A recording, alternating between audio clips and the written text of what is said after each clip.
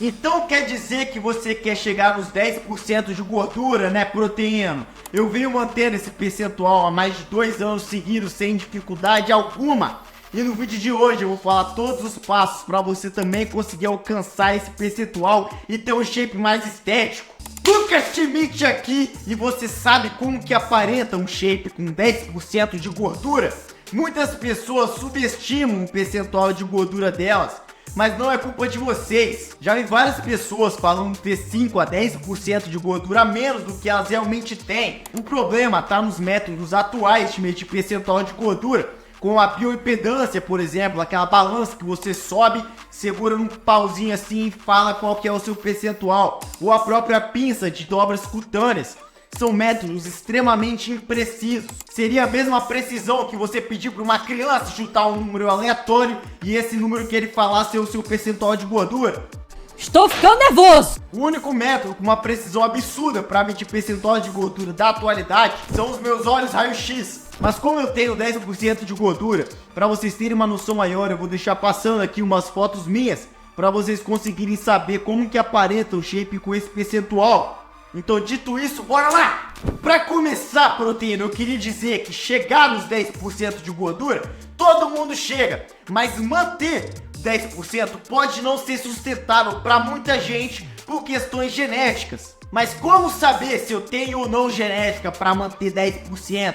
Para conseguir me manter tão seco assim? Eu tô aqui para falar, Proteína, o que você precisa ouvir. Não tô aqui para falar o que você quer ouvir. Essa função eu deixo para as nossas mães. Isso me irrita! Então a gente vai analisar 3 fatores para responder isso. Primeiro, sua família. Se na sua família de primeiro grau, seus pais, seus irmãos são todos obesos, você provavelmente não nasceu para ser seco. 2. Seu ponto de partida. Se desde criança você percebe que você come a mesma quantidade que seus amiguinhos, mas só você engorda, provavelmente a sua genética não é tão favorável para se manter tão seco assim também. E 3, a sua trajetória durante a perda de peso. Se durante a sua jornada de perda de peso você fez tudo certinho, igual o Lucas Schmidt ensina aqui, e você não chegou nem perto dos 10% ainda, mas você já se sente fadigado, libido baixa, sem disposição, sem energia, fome muito aumentada, tá dormindo mal e etc.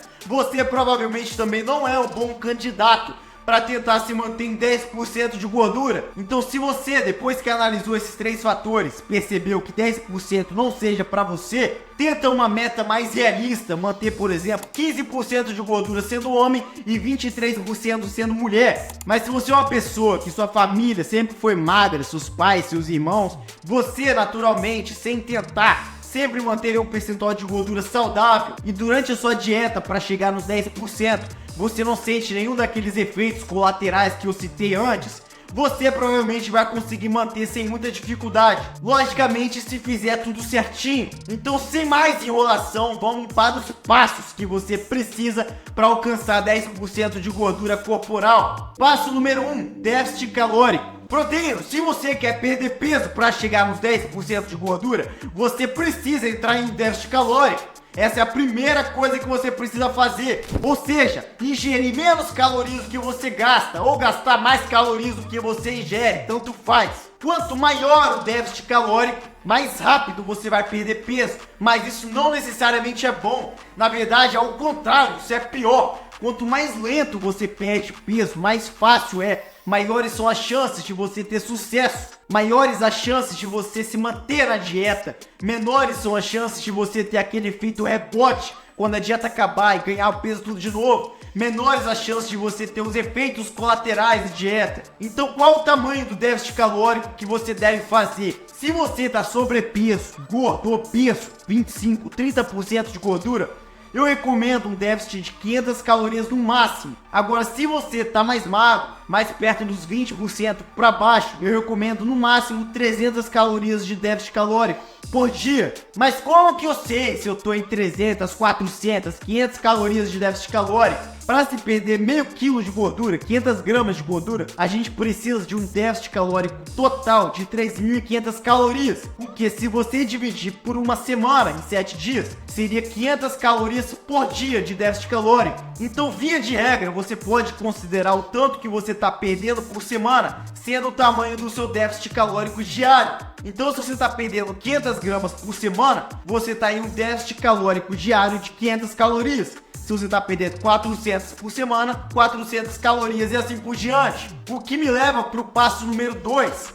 Se pesa todo dia. Para se ter a maior precisão da sua evolução, do seu progresso, do seu peso, você precisa se pesar de 5 a 7 vezes por semana, peladão, em jejum. E daí você vai anotar os números. Então você vai anotar de 5 a 7 números por semana. Daí o que você vai fazer? Você vai tirar a mediana, ou seja, excluir os valores em que você está mais pesado e os valores em que você estava mais leve. E vai ficar com o peso do meio. E assim você vai fazendo isso com as outras semanas para avaliar o seu progresso. Então, se pesar todo dia, você rastrear o seu peso, vai te ajudar a saber se você está perdendo peso e se você está perdendo na velocidade certa. Se você vê que você está ganhando peso ao invés de perder proteína, adivinha? Você está comendo demais, aí tu precisa diminuir um pouco.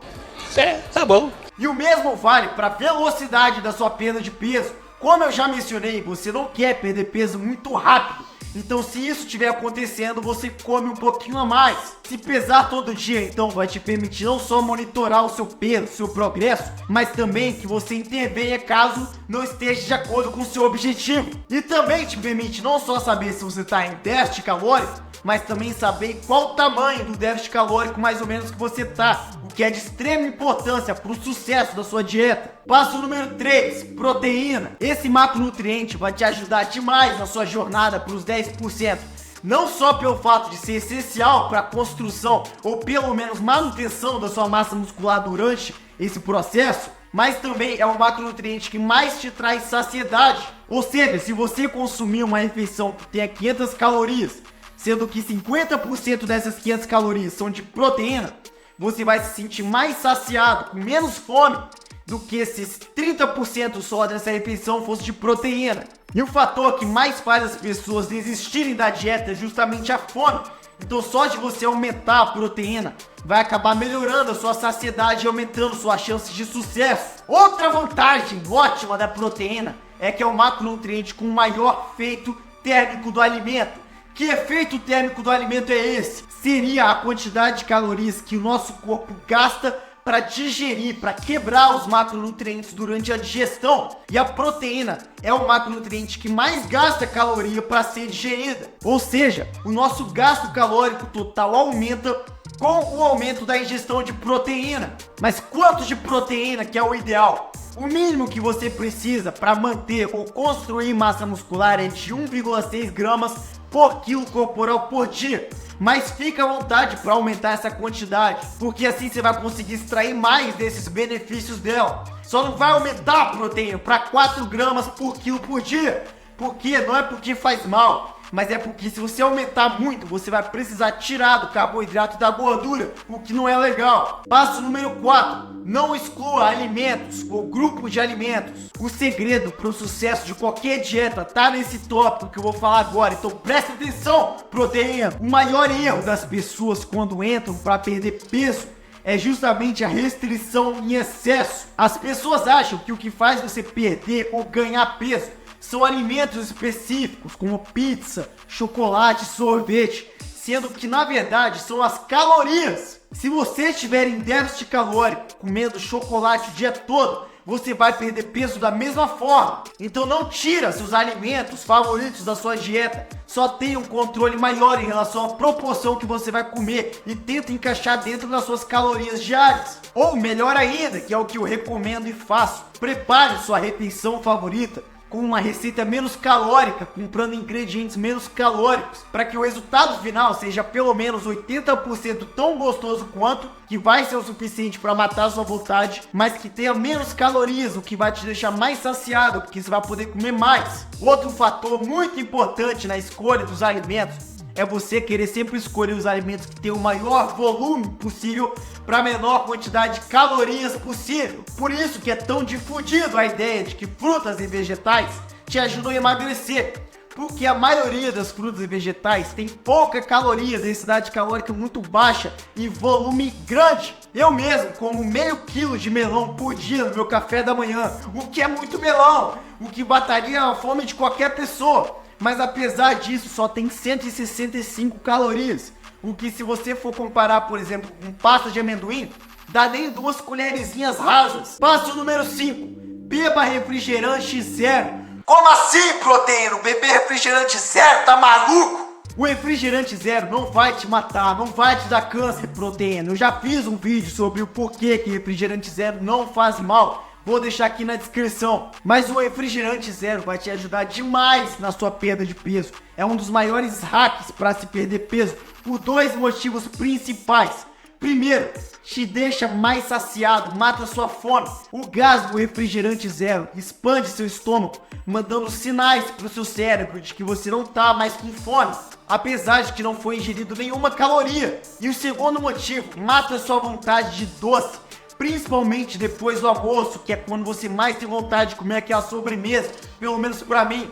Mas quando eu tomo um refrigerante zero, uma Coca zero, mata minha vontade na hora, evapora. O que acaba me economizando centenas de calorias se eu tivesse optado por comer uma sobremesa de fato. Então não tenha medo do refrigerante zero, mete bronca, Proteíno. Passo número 6, faça musculação. Secar te faz aparentar ter mais músculo, mas ter mais músculo também te faz aparentar estar mais seco. Se você negligenciar a musculação enquanto você estiver tentando atingir os 10% de gordura, você vai perder massa muscular no processo. E algumas coisas vão acontecer. Primeiro, seu shape vai ficar magricelo, vai ter uma aparência de doente. Segundo, seu metabolismo basal vai reduzir e assim você vai precisar comer menos para continuar perdendo peso, já que o músculo é metabolicamente ativo, ou seja, só de ele existir no nosso corpo gasta caloria. Então treine musculação pelo menos 3 vezes por semana, treinando cada grupo muscular no mínimo 2 vezes por semana. Passo número 7, cardio. O cardio não é essencial para perda de peso, mas é uma ferramenta muito boa e muito inteligente de ser usada, já que o gasto calórico que você vai ter durante o cardio vai entrar dentro do déficit calórico que você está tentando criar. Ou seja, você não vai precisar subtrair tudo da alimentação. Então se você, por exemplo, quer criar um déficit calórico de 300 calorias por dia, ao invés de tirar 300 só da alimentação e comer menos, você pode tirar só 150 calorias e você gastar as outras 150 calorias através do cardio. Mas qual cardio que eu faço? Faça o que você mais gosta. Se você odeia fazer esteira é planejar para falhar. Você tem que fazer o cardio que você gosta, que assim você não vai ter dificuldade de manter na sua rotina. Então se você gosta de escada, faz escada, bicicleta, patins, skate, monociclo. Eu andava de monociclo quando eu era mais novo. Faça o que você gosta. E não esqueça, cardio é o ano todo, não é só quando você quer perder peso. Porque não só vai te ajudar na saúde cardiovascular, que é o mais importante na verdade, mas também vai te ajudar a se manter mais seco. Você não vai ter tanta dificuldade assim. Então faça 150 minutos de cardio na intensidade moderada por semana, segundo a OMS. Passo número 8, se mantenha ocupado. Essa dica é extremamente subestimada. Quando você se manter ocupado fazendo não sei o que, não interessa o que, o tempo passa mais rápido entre as refeições. Você não vai ficar contando as horas para a próxima refeição ou pensando se você está com fome ainda ou não. A pessoa que come mais do que deveria não é aquela pessoa que está sempre fazendo alguma coisa. É aquela que está sentada no sofá o dia inteiro sem fazer nada, a não ser atacar a geladeira. Então sempre tem alguma coisa para fazer. E durante essa jornada para os 10%, é importante vocês otimizarem sua testosterona, que não vai te ajudar só a manter ou construir massa muscular enquanto você perde peso, mas vai te ajudar naquilo tudo que eu já falei antes, na sua libido, sua disposição, energia, sua garra, sua força. Então se você quer saber os 7 maiores inimigos da testosterona, dá uma olhada nesse vídeo aqui para você evitar esses inimigos e otimizarem a de vocês. Valeu, até a próxima!